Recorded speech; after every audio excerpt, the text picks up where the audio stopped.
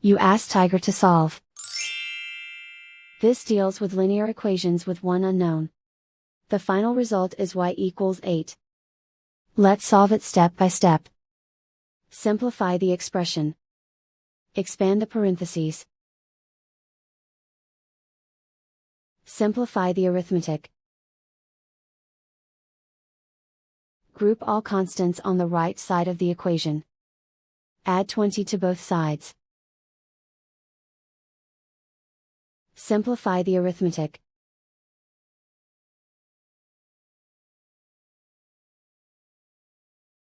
Isolate the y. Divide both sides by 5. Simplify the fraction. Find the greatest common factor of the numerator and denominator. Factor out and cancel the greatest common factor. And so the final result is y equals 8.